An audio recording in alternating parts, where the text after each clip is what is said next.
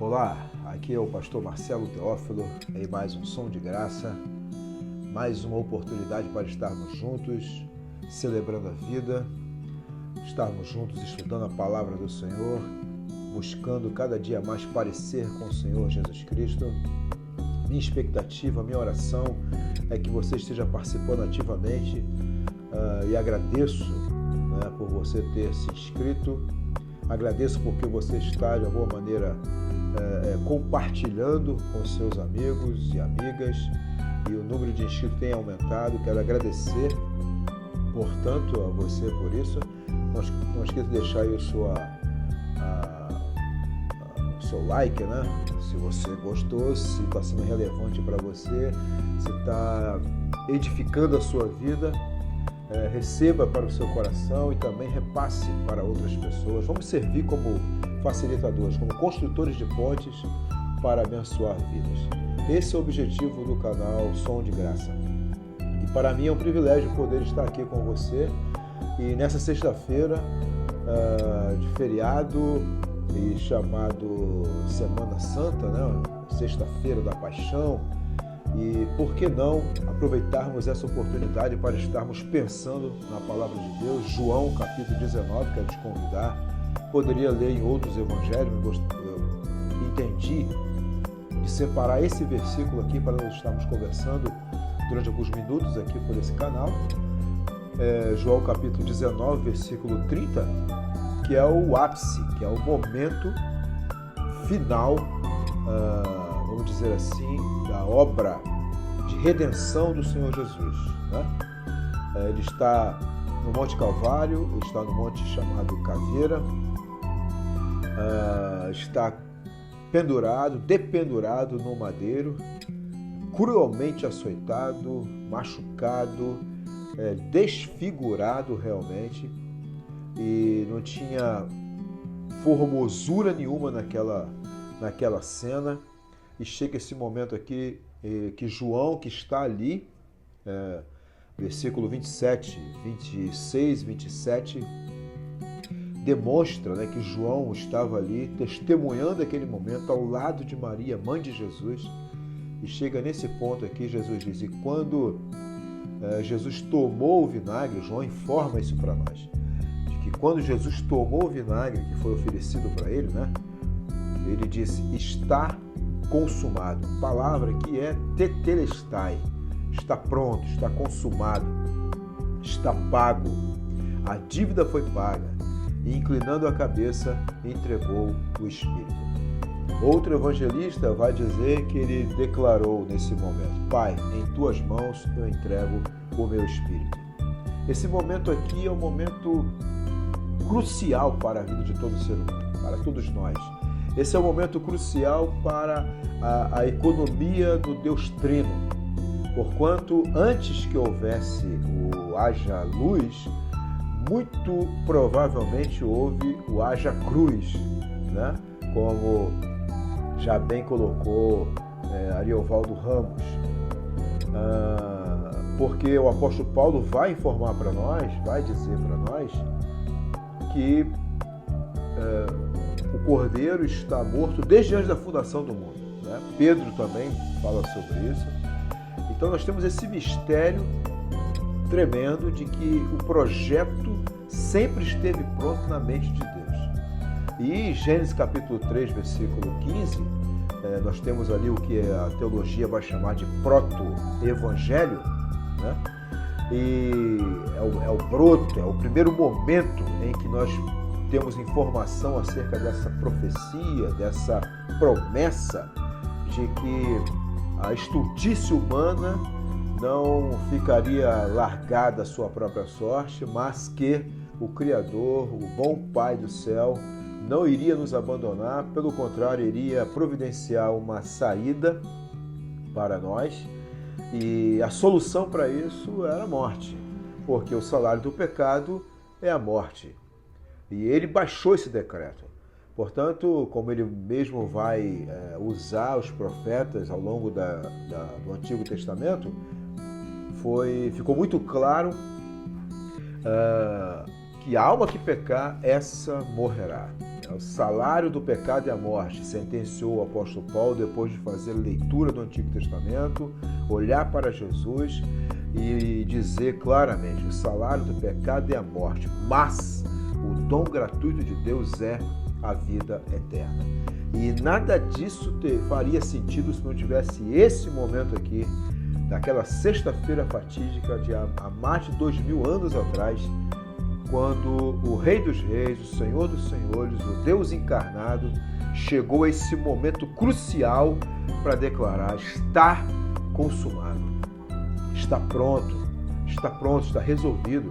Porquanto, como eu ia dizendo, o pecado de alguma maneira exige a morte, porque o Deus vivo impetrou isso, decretou isso, né? E, portanto, é uma situação muito interessante, porque, na verdade, a morte de nenhum ser humano teria o potencial para pagar essa dívida contraída com o Criador, porquanto o Criador é santo e todos os seres humanos são pecadores. Logo, na balança da justiça, numa perspectiva forense, isso não seria resolvido. Porque se o delito foi feito contra alguém santo, somente alguém santo poderia, de alguma forma, pagar ou colocar-se no lugar daquele pecador, ou de qualquer pecador. E nesse caso, Jesus. Por outro lado, tem outro detalhe interessante, que quem contraiu a dívida foi um ser humano. Por isso que o autor aos Hebreus disse que o sangue de bodes e novilhos e ovelhas, carneiros, nenhum sangue de animal algum poderia de fato pagar essa dívida, aplacar a ira de Deus, porque quem contraiu a dívida foi um ser humano. Portanto, quem tinha que morrer era um ser humano.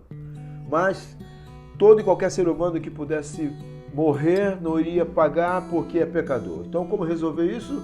O grande amor de Deus. Porque Deus nos amou de tal maneira, e João 3,16 declara isso, porque Deus nos amou de tal maneira que nos deu o seu Filho unigênito, para que todo aquele que nele crê não pereça, mas tenha a vida eterna.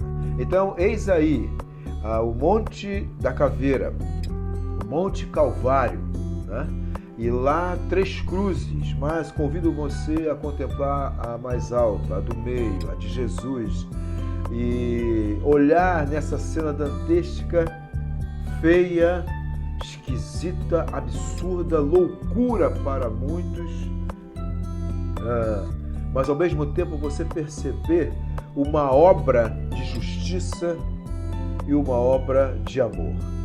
Na verdade, uma obra de justiça amorosa, uma obra de amor justo, porque o nosso Deus resolveu a situação com um ato só. Ele nos amou de tal maneira que deu a sua própria vida por nós. Mas como Deus poderia morrer no lugar de um ser humano, sendo um ser humano, sendo homem? E Jesus veio como homem. Jesus veio, o Verbo se fez carne e habitou entre nós, esteve entre nós, tangível, células de dor, ser humano de verdade, 100% homem, 100% Deus. E aqui está Deus, homem, morrendo, homem-Deus morrendo em nosso lugar. Aqui está um homem, 100% homem, sem pecado, como Pedro vai dizer na sua carta. Eu andei com ele 3 anos e pouco e não vi esse homem pecar. Ele não teve pecado nenhum, portanto ele é o nosso upogramos, é o nosso modelo, é o nosso alvo. E aqui está Jesus declarando naquela sexta-feira: está consumado, está pronto, a obra está pronta. Pai, a obra está pronta. A obra que o Senhor mandou vir fazer, que é buscar e salvar todos aqueles que se haviam perdido, está pronta. E nós entendemos e nós cremos que realmente ficou pronta, porque o texto vai dizer, Mateus vai registrar, que o véu do templo se rasgou do alto a baixo, que era um ambiente, era um lugar dentro da religiosidade daquele contexto ali, de acordo desde lá de Moisés, com as orientações que o próprio Deus deu para Moisés. Havia uma separação entre o santo dos santos e o lugar Santíssimo e tal, essa divisão, essa separação. O ser humano não poderia chegar de qualquer jeito diante de Deus. E agora, nesse momento, Jesus inaugura, como diz o autor aos Hebreus, um novo e vivo caminho. A porta foi aberta, o véu se rasgou. Interessante que o véu se rasgou do alto para baixo, porque é como se, tomando um momento análogo a esse aqui, nós temos lá o profeta Elias, quando ele fala: Senhor, entra com providência, e vem fogo do céu e consome aquele altar, daquele sacrifício, daquela disputa lá com os profetas de Baal. É um outro contexto, mas eu quero me referir a essa questão da resposta do céu, essa intervenção do céu. O sacrifício, aquele momento lá de Elias, subiu como cheiro suave, porque ele reparou o altar, ele estava ali devotado realmente ao único Deus vivo e verdadeiro, ele não tinha se dobrado a Baal. E naquele momento, quando veio resposta do céu e fogo desceu e lambeu todo aquele sacrifício, consumiu todo aquele sacrifício e lambeu toda aquela água, e inclusive as pedras foram consumidas também, é uma confirmação de que os céus receberam aquele sacrifício. No caso aqui de Jesus também: Pai, nas tuas mãos eu entrego o meu espírito. E o Pai recebeu, né? E a confirmação maior, cabal, vai chegar ainda, domingo de manhã. E eu gostaria de estar, meu desejo é estar com você, celebrando a ressurreição, glorificando a Deus, pensando sobre a ressurreição, exaltando ao Senhor por conta da ressurreição, que tem a ver com a nossa vitória, que tem a ver com a nossa esperança. Mas antes da ressurreição tem a sexta-feira. Antes da sexta-feira teve a quinta-feira à noite, teve o Getsemane. E com isso, meus amados ouvintes, meus queridos membros desse canal, quero convidar você a pensar sobre o seguinte: o fácil não existe. Quem é que não quer pensar somente sobre a ressurreição, sobre a vida, nova vida? Mas não existe ou não há possibilidade de haver ressurreição se não houver a morte na sexta-feira. E não haverá morte na sexta-feira se eu primeiro, se nós primeiro não passarmos pela tal quinta-feira à noite, pelo Getsemane, que é o lugar onde nós decidimos qual vontade vai prevalecer, a minha ou a de Deus, a nossa ou a de Deus. Jesus experimentou o seu Getsemane, o lugar onde as azeitonas são espremidas, o lugar onde ele suou gotas de sangue, o lugar onde ele foi honesto como ser humano e pôde dizer: Pai, está doendo demais, tanto que ele suou gotas de sangue. O médico amado Lucas registra isso no seu evangelho, dizendo que Jesus suou gotas de sangue. A somatização de todo aquele peso de pecado, aquela angústia terrível e opressão do maligno, ali estava Jesus dizendo, reconhecendo: Pai, está doendo. Se possível for, passa de mim esse cálice, mas eu não quero fazer como o primeiro Adão. Eu quero que se cumpra a tua vontade, que é boa, perfeita e agradável. Se for para tomar o cálice, eu vou tomar. E o pai, tudo indica, disse para ele: meu filho, não há outro projeto. Não existe um plano B. Você está morto desde antes da fundação do mundo. Agora, no tempo e na história dos seres humanos, isso precisa acontecer. Jesus disse: sim, Senhor, eu vou beber o cálice da salvação. Eu vou beber o cálice desse compromisso. E Jesus bebeu. Por isso ele está aqui na sexta-feira, tendo sofrido tanto, e chega nesse ponto para bradar: está consumado. E por conta desse momento aqui, ele vai experimentar a manhã de domingo da ressurreição.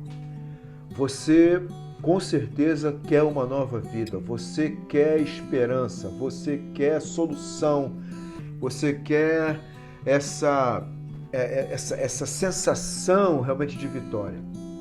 Então, é necessário que você entenda que ao longo da nossa caminhada, da existência humana, estaremos sempre convivendo com esses três momentos, com esses três ambientes: Getsemane, Calvário e o sepulcro vazio, a nova vida.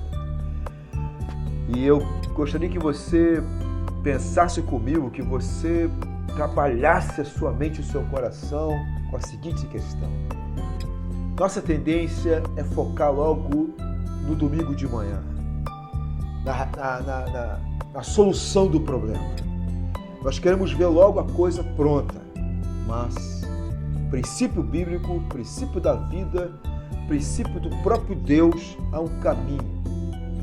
E Ele não permite que os processos sejam ultrapassados. Não adianta.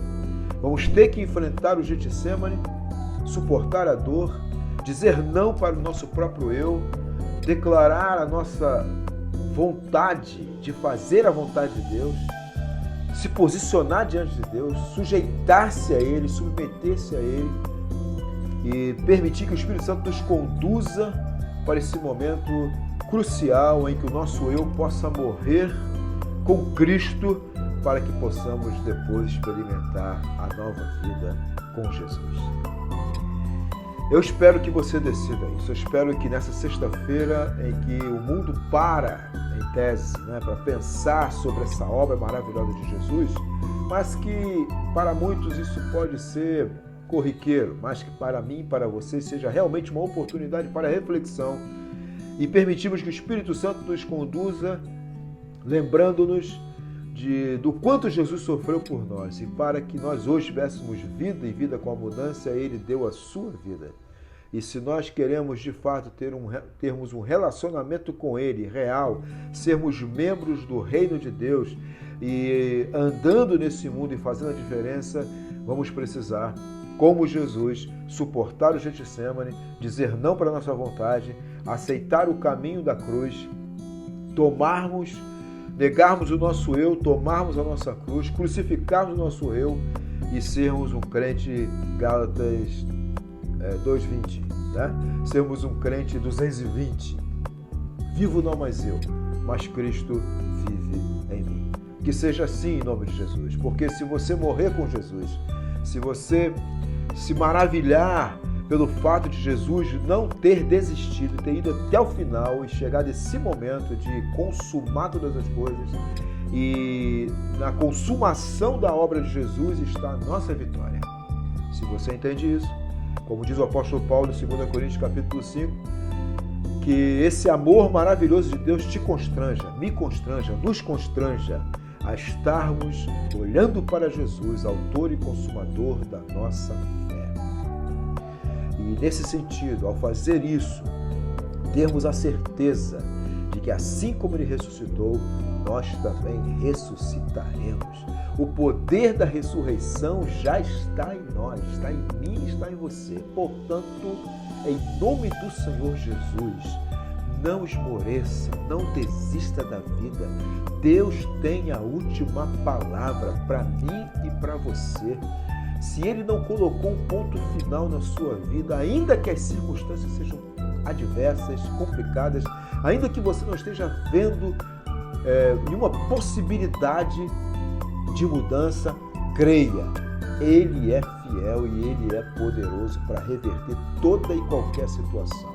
Nessa sexta-feira, olhemos para Jesus, lembremos de Jesus, quando Ele ousou crer no Pai e dizer: Pai, eu vou beber o cálice da salvação. Pai, está consumado. Pai, nas Tuas mãos eu entrego o meu espírito. Ele confiou. Lembra de Salmo 37? Proposta do rei Davi, proposta de Deus para mim e para você. Entrega o teu caminho ao Senhor, confia nele e o mais Ele fará. É sexta-feira. Permita que o Espírito Santo te conduza para a crucificação. Morra com Jesus. Seja sepultado com Jesus. Para que no domingo, para que você experimente amanhã de domingo, para que você experimente o poder da ressurreição sobre você, te conduzindo durante toda essa vida e por toda a eternidade, porque a ressurreição é a prova cabal de que nós viveremos para sempre, porquanto Jesus é a primícia dos que dormem. Um dia nós estaremos como Ele está agora. Amém? Que Deus te abençoe, que esta palavra alimente você, fortaleça você, ajude você nessa grande caminhada em nome de Jesus. Quero abençoar a sua vida. Que o Deus vivo te abençoe e te guarde. Que Ele faça resplandecer sobre você o seu rosto e te conceda paz. A Shalom Adonai esteja sobre a sua vida. Que o amor de Deus, o Pai, que a graça maravilhosa de Jesus, o Filho, e as consolações do Espírito Santo estejam sobre a sua vida, desde agora e para sempre. Amém e amém. Deus te abençoe, em nome de Jesus.